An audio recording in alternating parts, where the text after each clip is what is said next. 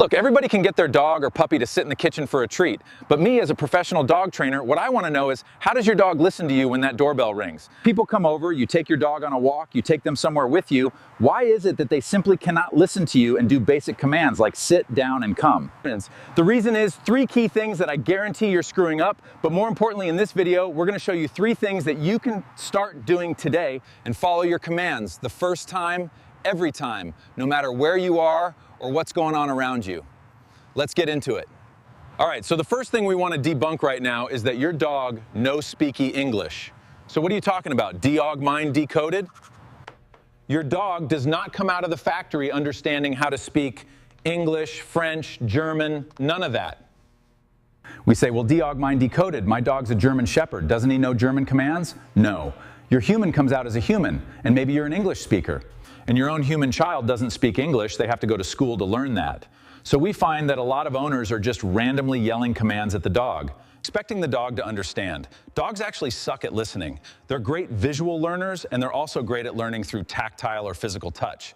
If you understand, you ever see 2 dogs meet each other? They don't go, woof, woof, what's up? I'm good, man, how are you? They don't talk to each other. They talk through visual communication, a play bow, a wagging of the tail, maybe posturing up, maybe dominating each other. It's all going to be physical touch and visual cues. So what we have to do is we're going to show you how, if your dog doesn't speak the English language, which it doesn't, how you can actually teach it to understand the words that are coming out of your mouth. So let's get into it and show you how we fix number 1 with a demo dog. All right, folks, we have Mr. Leo here, 6-month-old German Shepherd. He's a client's dog here for board and training.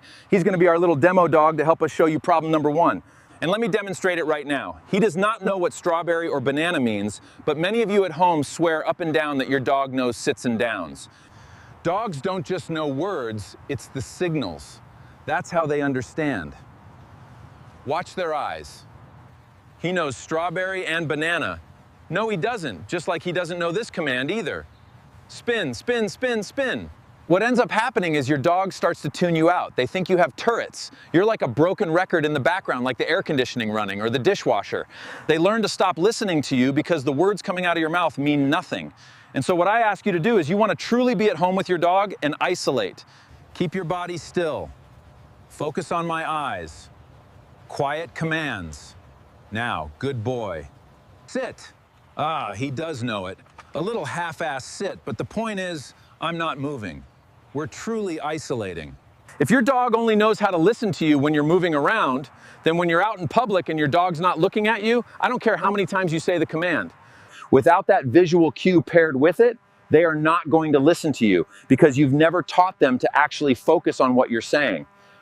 You need to hear it first, just the sound. Ignore everything else around you to isolate the source. So if I wanted to teach him how to spin, I would do it this way. Spin, then a help, all right? I'll do it one more time for you. Spin, then help. What you don't do, what all of you are always doing, your dog's not listening to you because they can't do more than one thing at once, which is to go spin. He's not listening at that point, he's just following my hand. He's learning to tune me out, just like your dog's tuning you out. So you want to isolate the voice from the movement, and that's how your dog will learn to put the pieces together and learn to rely on your voice alone. All right, that's the first tip. Stay consistent with the command and reward positive behavior. Woof. Good boy. Now let's practice that again. Are you or your partner struggling with erectile dysfunction? Well, I can't help you with that. But what I can help you with is raising and training your dog to be the best that it can be. Visit us at Dog Mind Decoded channel. And let us help you raise and train your dog to be the best that it can be. Now, back to the video. All right, let's talk about big mistake number 2, which is no physical control, or also said, no way to physically communicate with your dogs. We already talked about dogs really communicate to each other in one of 2 ways, visual or physical, meaning mounting each other, roughhousing with each other, biting each other in the neck, and so on and so forth. But we find one of 2 things. Either owners are simply not using these tools whatsoever, no leash, no e-collar, or even worse, they're using the leash and e-collar, but they have no idea how to use it. The dog does not know how to respond to that pressure. Just creating a ton of conflict and just destroying your relationship. Just slapping these tools on and pressing buttons without knowing what you're doing.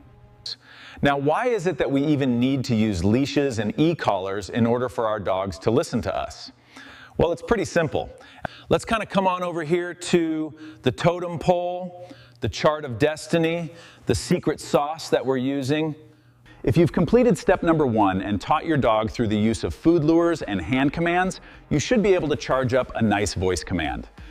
But here's the problem, and this is where positive-only training will stop and fail you because you're only halfway up the totem pole. You do not have an empowered voice, you simply have a food lure, hand command, and voice command.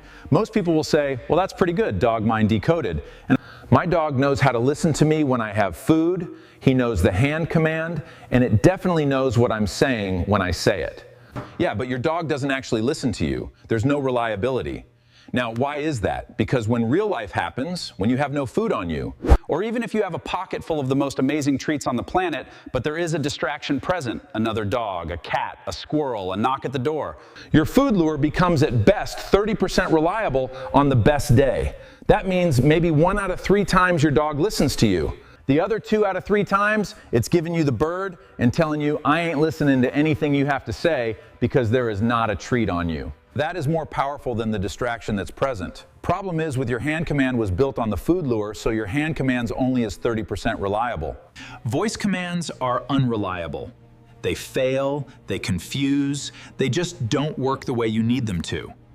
What's the example of that? Dog is out in the field right over there, chasing another dog or a cat in really high drive, motor at 100 out of 100.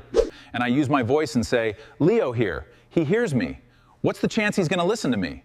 Well, just like your dog, probably little to nothing. Maybe 0, 10, 20, 30%. My voice cannot physically make the dog stop what it's doing, turn around, and come back to me. But what if I had a leash on the dog, a 50-foot, 100-foot leash? I can now use the leash and make the dog come back to me. In other words, have 100% reliability on the recall. Now, what do you say? What if I don't have the leash on me? That's why I got invented the e-collar.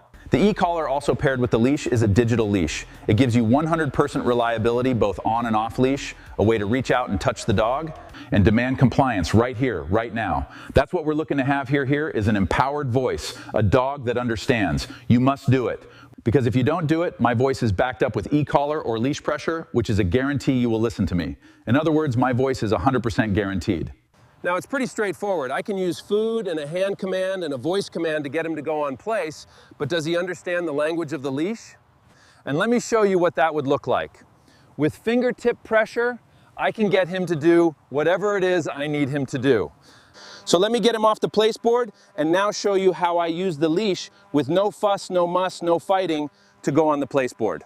That seems pretty straightforward and pretty easy. Try it with your dog. If your dog doesn't understand leash pressure and how to respond to it, you're going to be fighting. It's called opposition reflex. They come pre-installed from the factory, knowing to pull on the leash and not respond to your leash pressure commands. So we have to teach them how to overcome that and be what we say, butter soft on the leash. Now, why is this important? The leash is a communication tool. Use it to guide him, to make him listen, and put him wherever I want him to be, put him into a sit, put him into a down. Good job, that's a good dog. Whimper, sit, stay, good boy. Bark, bark. Let's go, walk. That's the power of the leash. But you might say, well dang, Dog Mind Decoded, what happens when there's no leash?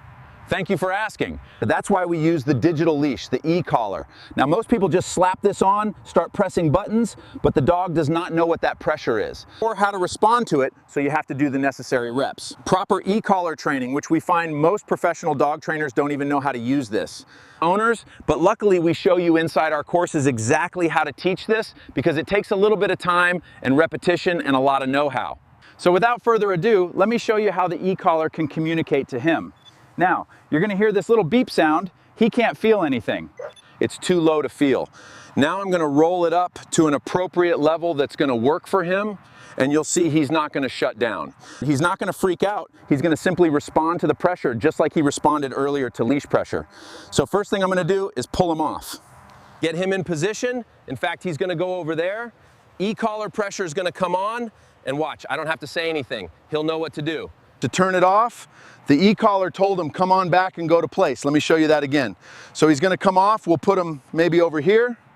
I'm not going to say anything or do anything, simply activate e-collar pressure, and notice he doesn't freak out. He's like, oh, I know what that is. Let's go to place. As you can see, Leo is off screen here playing with Xena. He's off the place board anyways. What is the percentage chance my voice will make him listen? Not very high, no matter if I flash food or not. But if I use the e-collar, I can reach out, touch him, and demand that he listens. Let's see how it goes. Leo, here. Tap of the E, here he comes. Make him ignore that. Come on, Leo, place. And on he goes, right through this big distraction. Not only does it get him to be compliant, but it's going to get him to stay on. I don't need to use the e-collar anymore because it did its exact job. So it didn't shut him down, he didn't freak out, it just said, hey, not right now. Stop playing and come on to place the first time, every time. He's still learning the ropes, but he's a quick study. Give him a little time, he'll get there. Good boy. Actually is backed up by the power of the e-collar, which is a little hint as to what's coming in step number 3. Now we get to the final piece of the puzzle, which is probably the most important overarching or underlying reason why your dog either is or is not listening to you. And that is a complete lack of leadership. Let me put it this way. If we were to take your home and consider it a bar and a restaurant, And I were to ask your dog, hey, who's in charge here? You know what your dog's gonna say? I'm in charge. I own this joint.